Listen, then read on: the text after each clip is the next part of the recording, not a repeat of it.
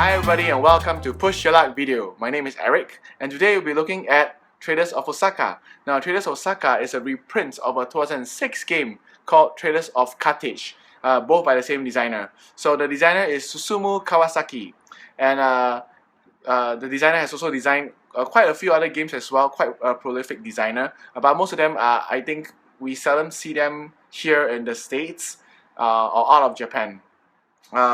So this is Traders of Osaka. This reprint is by Zman Games, and much thanks to Zman Games for this review copy. So Traders of Osaka, or Traders of Carthage, it's a 2 to 4 player game.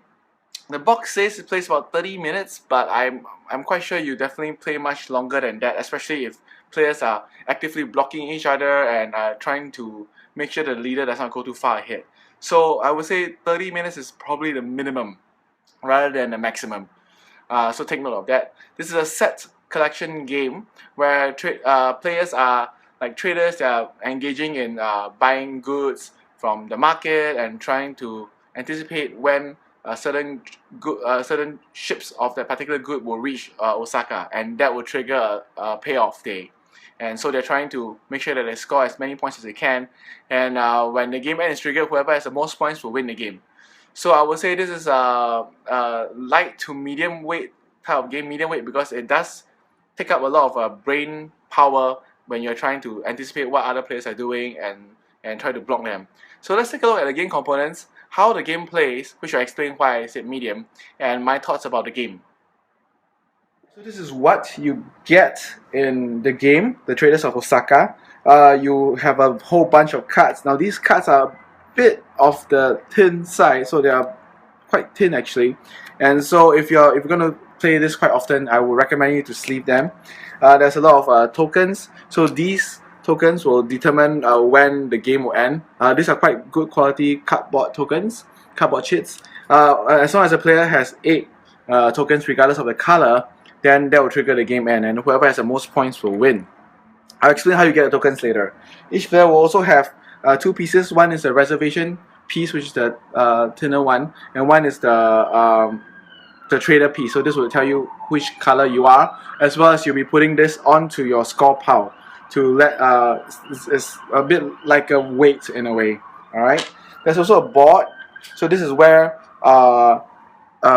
the ships will be moving. So they're actually moving from Osaka to Edo. So I apologize right at the beginning when I said that when a ship reaches Osaka, you will trigger a scoring. But what I should have said was when it reaches Edo, it will trigger a scoring. And then there's a draw pile and a discard pile. Now this will be the farm. Alright, this will be, in a way, this is like a future market. And this set of 5 cards here is the current market. So this is where you can get coins or buy stuff here. Okay, and yeah, so all in all, the art is really nice. I like this new art. I've played the previous version, Traders of Carthage, and I prefer this art much more better than the previous ones. Yeah, so let's go into the game. How do you play the game? So at the start of the game, each player will be given a number of cards where once you reach 8 or above, all right, in terms of the number. So each card is like a good. All right, we'll have a particular good type, the color, as well as a number here. So the number here indicates the value of this good in many ways. Alright, it will be counted as the price of the good. When you do scoring, it also can be counted as a coin. So this card is counted like a money. Alright, when you use this card, this is like 2 coins, for example. Alright, there's also little symbols here. I'll explain what these mean later on. So each player will be given a number of cards until they reach 8 or above. Alright, so minimum 8. So for example, let's say one player will get this one first, 2, 3, so now it's 7. So you plus this is 9. So that's it. The player will stop. Alright, so this is that player's starting hand. Then another player will have 5, 2, 2, stop. Another player 5, 2, and 3, stop. Alright. Then whichever player has the least number of cards will start first. Then if there's a tie, apparently you randomly decide who will start first then among the tied players. Alright, so once each player has the starting hand, they will keep their hand secret. Alright, so you're ready to begin. Now during your turn, you can do one of 3 actions. So each player will do one of 3 actions, the next player will go his turn, next player will go his turn, and so on and so forth, and we keep going clockwise until the end game condition has been triggered. So what can you do during your turn? Now one of the things you can do is to buy from the market. Now when you buy from the market, you need to buy everything from the market. Alright, you cannot just buy one or two, you must buy everything from the market. With the exception that if there are reserves, so let's say I'm the white player and another player has put their reserve chip here. Now you can buy everything on the market except for the piece that's reserved by someone else. So in this case, I will need to pay 2, 5, 3, 2. So that's 12. I need to pay 12 coins. Any cards that you use to pay will be discarded. You put in the discard pile here, and you take these goods and put them in front of you. So these will become your merchandise. You can stack them up together in the same color. Now what happens to when you buy the goods is that the ships of the particular good will now move forward one space. So in this case, everyone, if I buy it in this case, every one of them will move one space. So in the ship track here, you just move them out one space, like so. Alright. Now if this was, for example, this was reserve, then green will move 2 spaces, then blue will move 1, and yellow will move 1. Alright. So it will move them. So whenever you buy from the market, you'll move the ships closer to Edo. Alright. The other thing you can do is to take a card and put it in your hand, so that becomes a coin rather than a good. So if I take this, for example, I now have 5 coins which I can use later on as well. You cannot take a card that's already reserved by someone else, similar to when you're buying. So if someone else has reserved this card, I can no longer take this card in my hand and use as coin. The last thing you can do is to put this reservation chip onto the board. Alright, so I can reserve anything from the farm or reserve anything from the market. Alright, so this is for you. Let's say you want to reserve it so that to prevent things from happening or to take the card later on. This is what you can do. Right, and those are the 3 actions. This is very simple, very basic, and those are 3 actions. The complicated part comes when we do scoring. So first thing is, how do you refresh the market? Now, whenever the market is empty, or when there's only reservation chips remaining, like so, what happens is that you'll move all the cards from the farm, including, let's say this was previously reserved, you also move them into the market here, and then now you add 2 more cards to the market, like so. And then after, you just draw 3 more cards to put into your farm, like so. Okay, so that's how you will replenish the market. Now, how do you do scoring? Now, whenever any ship reaches here at the end of your turn, let's say the yellow has reached there, let's say it was like that, for example.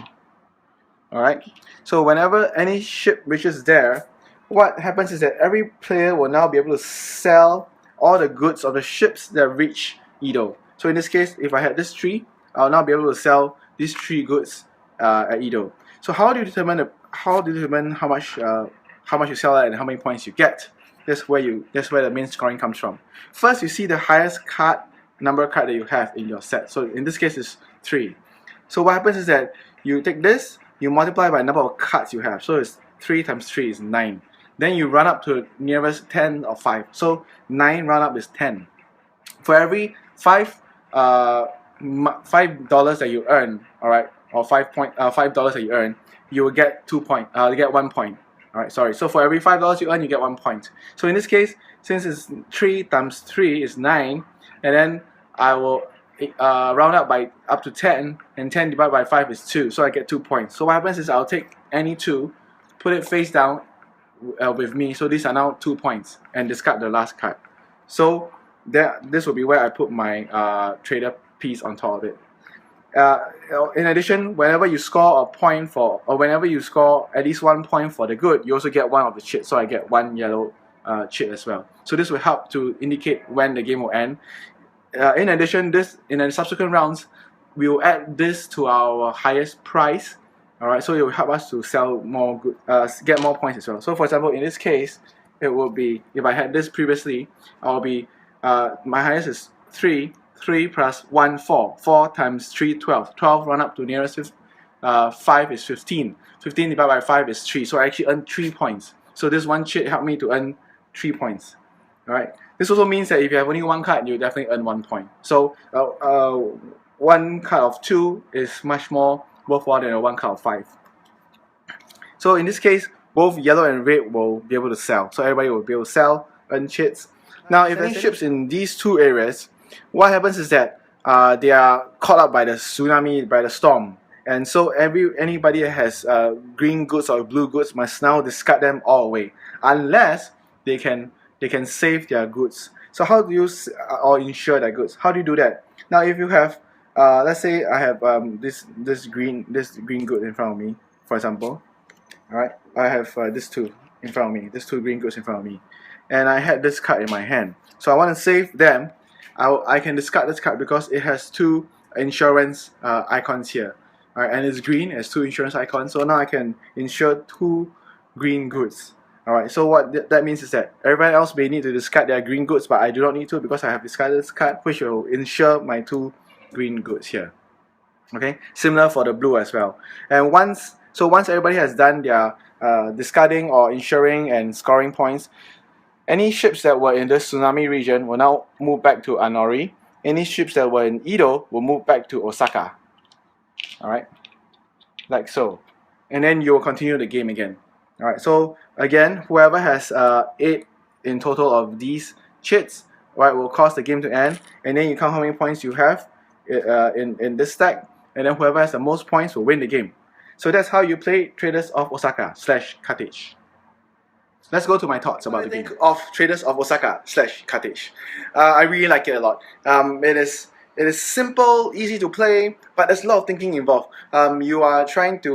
You're thinking whether I want to get that goods because it will start to move my ships forward, whether diversity is good, because what happens is that if I cannot reserve, if I have a lot of goods, but if only one of the ships reaches Edo and my other the other goods with the ships are like still in the tsunami danger area, then I will potentially lose all my goods that I work so hard to purchase, unless I can reserve them.